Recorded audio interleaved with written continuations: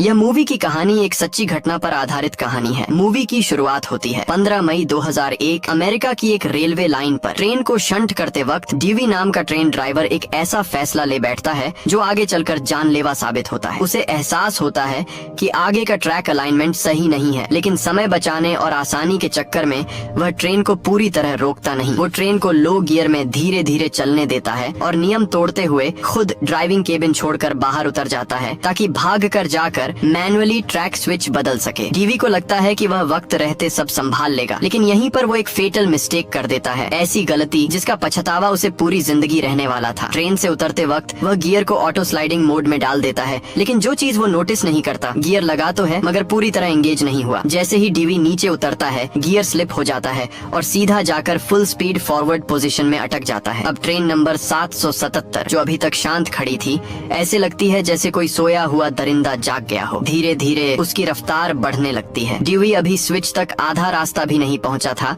कि ट्रेन उसे पीछे छोड़ते हुए आगे निकल जाती है और यहीं से शुरू होती है अनस्टॉपेबल की असली तबाही। ड्यूई फौरन ट्रैक स्विच लीवर पर पैर मारता है, लेकिन तब तक बहुत देर हो चुकी थी। मतलब साफ था, ट्रेन नंबर 777 अब मेन ट्रैक पर बिना ड्राइवर के दौड़ रही थी और फुल स्पीड फॉरवर्ड मोड में जाकर धीरे धीरे और तेज होती जा रही थी। ड्यूई घबरा जाता है। वो पूरी ताकत से ट्रेन के पीछे भागने लगता है। भारी भरकम शरीर के बावजूद वो किसी तरह हैंडल पकड़ने में कामयाब हो जाता है। ये उसका ट्रेन पर चढ़ने का आखिरी और सबसे अच्छा मौका था, लेकिन किस्मत साथ नहीं देती। सांस टूट जाती है, ताकत जवाब दे जाती है और वो फिसल कर नीचे गिर पड़ता है। अब हालात बेकाबू हो चुके थे। 29 डिब्बों वाली करीब 13,000 टन वजन की स्टील की दानव ट्रेन रेलवे ट्रैक पर पागलों की तरह दौड़ रही थी, हर सेकंड और तेज। रास्ते में जो भी सामने आता वो सब कुछ कुचलते हुए आगे बढ़ती जाती है। लेकिन हैरानी की बात ये थी कि ड्यूई अब भी खतरे की गंभीरता को पूरी तरह समझ नहीं पाया था। वो सीधे डिस्पैच ऑफिस पहुंचता है और अपने सीनियर को सारी बात बताता है। वो कहता है, सर मैंने ट्रेन को स्लाइडिंग गियर में डाला था, इतनी तेज तो नहीं जा सकती। उसे जरा भी अंदाजा नहीं था कि ये गलती पूरे अमेरिका की सबसे खतरनाक रनअवे ट्रेन घटना बनने वाली है। लीडर पूछता है, ट्रेन की स्पीड कितनी है? टीवी जवाब देता है, सर 20 किलोमीटर तो एच से कम होगी। ये स्पीड वाकई ज्यादा नहीं लगती। इसलिए लीडर भी ज्यादा सीरियस नहीं होता, बस हल्की सी डांट लगाता है और कहता है, गाड़ी निकालो, ट्रेन को चेस करो। लेकिन जैसे जैसे वो लोग आगे बढ़ते हैं सच्चाई सामने आने लगती है। ट्रेन और तेज होती जा रही थी और उनकी गाड़ी उसे कैच ही नहीं कर पा रही थी। काफी दूर तक पीछा करने के बाद भी उन्हें 777 ट्रेन का नामो निशान तक नहीं दिखता। अब जाकर सबको एहसास होता है कि मामला कितना खतरनाक हो चुका है। लेकिन सबसे डरावनी बात अब सामने आती है। जिस डायरेक्शन में 777 ट्रेन दौड़ रही है, उसी ट्रैक पर सामने से आ रही है एक टूरिस्ट ट्रेन जिसमें 150 बच्चे सवार हैं। दोनों ट्रेनें आमने सामने की दिशा में बढ़ रही हैं। इस स्पीड पर अब पैसेंजर्स को इवैक्यूएट करने का समय भी नहीं बचा। अगर कुछ नहीं किया गया तो कुछ ही देर में भीषण टक्कर तय है। डिस्पैच रूम में हड़कंप मच जाता है। लीडर तुरंत टूरिस्ट ट्रेन के ड्राइवर को कॉल करता है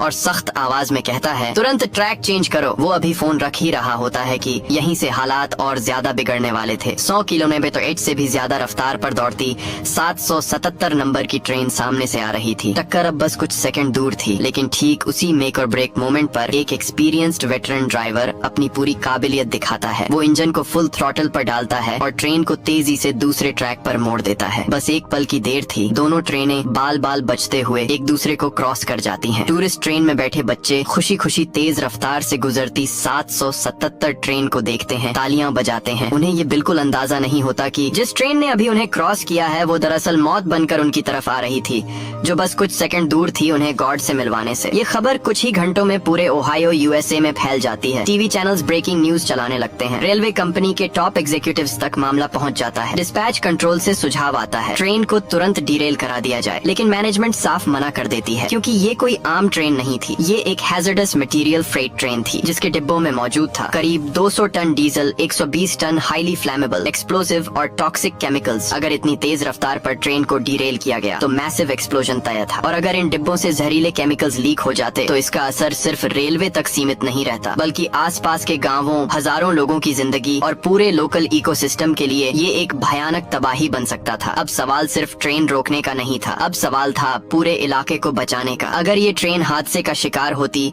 तो कंपनी को कम से कम $100 मिलियन सिर्फ एनवायरमेंटल पोल्यूशन फाइन के तौर पर चुकाने पड़ते और साथ ही कंपनी के शेयर सीधे क्रैश कर जाते। अब पूंजीपतियों की सोच साफ थी, इतना बड़ा नुकसान बिना फाइट किए कैसे एक्सेप्ट किया जाए। तुरंत एक इमरजेंसी मीटिंग बुलाई जाती है। कुछ ही देर में एक रिस्क फील्ड प्लान तैयार किया जाता है। प्लान ये था, एक लोकोमोटिव इंजन को आगे से लो स्पीड पर चलाया जाएगा ताकि पीछे से आती 777 रनवे ट्रेन उससे टकराए। टक्कर की ताकत से ट्रेन की स्पीड कम कराई जाएगी। ये तरीका बेहद खतरनाक था, लगभग सुसाइड मिशन। लेकिन इस मिशन को सौंपा जाता है एक एक्सपीरियंस्ड वेटरन इंजीनियर को, फ्रैंक बार्न्स। फ्रैंक जानता था कि ये काम जानलेवा हो सकता है, फिर भी वो अपनी जान दांव पर लगाकर इस ऑपरेशन के लिए तैयार हो जाता है। एक के बाद एक कई जोरदार टक्करों के बाद आखिरकार असर दिखता है। 777 ट्रेन की रफ्तार जो 100 km/h से ऊपर थी, वो घटकर करीब 60 km/h पर आ जाती है। लेकिन खतरा अब भी टला नहीं था। अब शुरू होता है प्लान का दूसरा फेज। एक ड्राइवर को हेलीकॉप्टर से ड्रॉप किया जाता है जो चलते हुए ट्रेन में घुसकर ड्राइविंग कैबिन का कंट्रोल संभालेगा। लेकिन जैसे ही वो केबिन में पैर रखता है, उसी वक्त दोनों इंजनों के बीच एक और वायलेंट कोलिजन हो जाता है। टक्कर इतनी जबरदस्त थी कि ड्राइवर हवा में उछलकर बाहर जा गिरता है और वहीं बेहोश हो जाता है। मिशन का ये हिस्सा कम्प्लीटली फेल हो जाता है। लेकिन फ्रैंक बार्न्स अब भी हार मानने को तैयार नहीं था। उसकी नजर आगे दिख रहे एक रेल साइड मेंटेनेंस प्लेटफॉर्म पर पड़ती है और वहीं से वो एक आखिरी सबसे खतरनाक दांव खेलने का फैसला करता है। अपने सालों के ड्राइविंग एक्सपीरियंस पर भरोसा करते हुए फ्रैंक बार्न्स एक आखिरी कोशिश करता है। वो चाहता है कि किसी तरह 777 ट्रेन को साइड स्पर साइडिंग ट्रैक की तरफ खींच लिया जाए ताकि वो मेन लाइन से बाहर निकल जाए। लेकिन भले ही ट्रेन की स्पीड थोड़ी कम हुई थी, फिर भी उसकी रफ्तार और वजन इतना ज्यादा था कि ये छोटा सा लोकोमोटिव इंजन उसे खींच ही नहीं सकता था। ये रिस्की मैन्यूवर न सिर्फ ट्रेन को मेन ट्रैक से हटाने में नाकाम रहता है, बल्कि उल्टा फ्रैंक का इंजन कंट्रोल खो देता है और पलट जाता है। जिस आदमी के पास सिर्फ 2 महीने बाद रिटायरमेंट बाकी थी, वही फ्रैंक बार्न्स ड्यूटी निभाते हुए शहीद हो जाता है। और उधर 777 ट्रेन फिर से रफ्तार पकड़ लेती है। कुछ ही पलों में वो दोबारा 100 km/h से ज्यादा स्पीड पर पहुंच जाती है और एक बार फिर बेकाबू दरिंदे की तरह फुल स्पीड में दौड़ने लगती है। पूरा ऑपरेशन पूरी तरह फेल हो चुका था। नतीजा एक की मौत, एक गंभीर रूप से घायल। अब कंपनी का मैनेजमेंट और ज्यादा रिस्क लेने की हिम्मत नहीं करता। आखिरकार वो डिस्पैच सेंटर की पुरानी सलाह मानने का फैसला करते हैं, आगे मौजूद एक छोटे से टाउन के पास डीरेलमेंट डिवाइस लगाने का। पुलिस तुरंत हरकत में आ जाती है। आसपास के इलाकों में रेजिडेंट्स को इवैक्यूएट किया जाने लगता है। मीडिया वैन्स ट्रेन के साथ साथ लाइव कवरेज शुरू कर देती हैं। रास्ते में तैनात पुलिस जब स्पीड चेक करती है तो एक और चौंकाने वाली सच्चाई सामने आती है। 777 ट्रेन 70 माइल्स पर आवर पर दौड़ रही थी, यानी करीब 120 km/h। अब सारी प्रिपरेशंस पूरी हो चुकी थी। अगला कदम या तो इस बेकाबू ट्रेन का अंत होने वाला था या फिर इतिहास की सबसे खतरनाक रेल डिजास्टर सामने आने वाली थी। अब बस इंतजार था कि 777 ट्रेन डीरेलमेंट पॉइंट तक पहुंचे। लेकिन तभी एक और खतरा सामने आ जाता है। आगे से एक एम्प्टी फ्रेट ट्रेन आ रही थी जिसमें सिर्फ 2 ड्राइवर मौजूद थे। एक था experienced veteran engineer Frank Barnes और दूसरा पहला ही दिन काम पर आया रुकी विल कोल्सन। जब उन्हें रनवे ट्रेन की सूचना मिलती है, तब दोनों ट्रेनों के बीच 10 किलोमीटर से भी कम दूरी बची होती है। किस्मत से बीच में एक साइड ट्रैक साइडिंग लाइन मौजूद थी। फ्रैंक बार्न्स तुरंत स्पीड बढ़ाता है। कुछ ही पलों में उन्हें वो साइड लाइन दिखाई देने लगती है, लेकिन खुशी मनाने का मौका नहीं मिलता क्योंकि सामने से वो स्टील का दानव 777 ट्रेन उनकी तरफ तेजी से बढ़ता हुआ साफ दिखने लगता है। फ्रैंक एक सेकंड भी बर्बाद नहीं करता। वो एक पल पहले साइड ट्रैक में घुस जाता है और इंजन को बचा लेता है। लेकिन ट्रेन बहुत लंबी थी। आखिरी कैरेज पूरी तरह साइड ट्रैक में नहीं आ पाती और 777 की टक्कर से चकनाचूर हो जाती है। जोरदार झटके के बाद जब सब कुछ शांत होता है, फ्रैंक पीछे मुड़कर देखता है। ट्रेन का आखिरी डिब्बा पूरी तरह तबाह हो चुका था। लेकिन तभी उसके दिमाग में एक खतरनाक लेकिन ब्रिलियंट आइडिया आता है। वो नोटिस करता है कि उनका एयर ब्रेक सिस्टम अब भी एक्टिव है। फ्रैंक तुरंत कहता है, हम सारे वैगन्स यहीं डिटैच करते हैं, सिर्फ इंजन लेकर उल्टी दिशा में चेस करते हैं। उसका प्लान साफ था, अपनी लोकोमोटिव से 777 ट्रेन के आखिरी हिस्से को हुक करना और फिर टग ऑफ वॉर की तरह खींचकर उसकी स्पीड कम करना। ये ऑपरेशन बेहद जानलेवा था। जब ये आइडिया कंपनी के टॉप मैनेजमेंट तक पहुंचती है तो वो तुरंत रिजेक्ट कर देते हैं। उनका कहना था, आगे डिरेलमेंट डिवाइस ऑलरेडी सेट है, कोई जरूरत नहीं है कि तुम लोग हीरो बनने की कोशिश करो। लेकिन फ्रैंक बार्न्स पीछे हटने वालों में से नहीं था। वो गंभीर आवाज में कहता है, अगर डिरेलमेंट में जरा भी गलती हुई तो पूरा शहर उड़ सकता है। ये ट्रेन हमें वहीं रोकनी होगी अभी। और यहीं से कहानी अपने सबसे खतरनाक मोड़ की तरफ बढ़ने लगती है। इतने भारी वजन और इतनी ज्यादा स्पीड पर ये डिरेलमेंट डिवाइस असल में कुछ भी करने लायक नहीं था। ये हीरो बनने की बात नहीं थी। मसला इससे कहीं ज्यादा बड़ा था। अगर ये ट्रेन अगले मिलियन पॉपुलेशन शहर के पास डीरेल होकर एक्सप्लोड हो जाती तो नुकसान कल्पना से भी बाहर होता। फ्रैंक बार्न्स अभी अपनी बात पूरी भी नहीं कर पाया था कि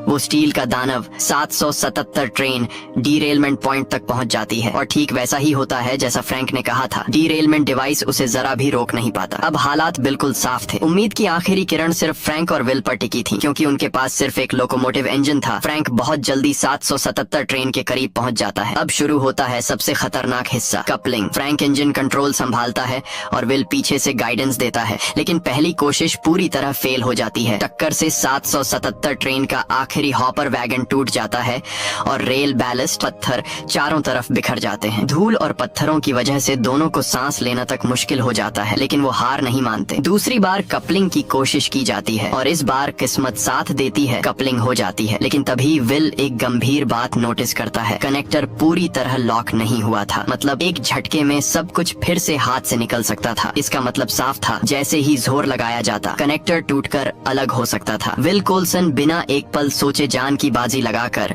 उड़ते हुए रेल बैलेस्ट के बीच नीचे झुकता है। वो अपने पैर से जोर लगाकर कपलिंग लॉक को किक करता है। किस्मत से लॉक एंगेज हो जाता है, लेकिन उसी पल विल का पैर कनेक्टर में फंस जाता है। तेज दर्द से उसका बैलेंस बिगड़ता है और वो वैगन के किनारे से नीचे गिर जाता है। एक पल के लिए वो सबकी नजरों से गायब हो जाता है। कंट्रोल रूम में बैठी उसकी पत्नी का दिल जोर से धक कर जाता है। कुछ सेकंड बाद एक चमत्कार होता है। विल ने किसी तरह हैंडल पकड़ लिया था, वो नीचे नहीं गिरा। लंगड़ाता हुआ वो फिर से वैगन के आखिरी सिरे पर दिखाई देता है। उसकी पत्नी की आंखों में आंसू और राहत दोनों एक साथ आ जाते हैं, लेकिन खतरा अब भी टला नहीं था। ट्रेन की स्पीड अब भी 120 किलोमीटर एच के आसपास थी और अगले शहर तक 10 किलोमीटर से भी कम दूरी बची थी। सबसे डरावनी बात ये थी, शहर के एंट्री पॉइंट पर एक तेज और खतरनाक कर्व मौजूद था। इस मोड़ को 40 किलोमीटर एच से ज्यादा स्पीड पर पार किया गया तो ट्रेन का पलटना तय था और उस कर्व के ठीक नीचे भरे हुए फ्यूल स्टोरेज टैंक्स मौजूद थे। अगर ट्रेन पलटती और वहाँ एक्सप्लोजन होता तो नतीजा सोच से परे तबाही होता। अब फ्रैंक बार्न्स एक सेकंड भी नहीं सोचता, वो पूरी ताकत से पुल करना शुरू करता है, जैसे टग ऑफ वॉर। लेकिन सिर्फ एक इंजन की ताकत 39 वैगन्स वाले इस दैत्य को खींचने के लिए नाकाफी थी। फ्रैंक के इंजन के व्हील्स जोर से घूमते हैं, चिंगारियां उड़ने लगती हैं और तभी इस मौत के खेल में विल कोल्सन के दिमाग में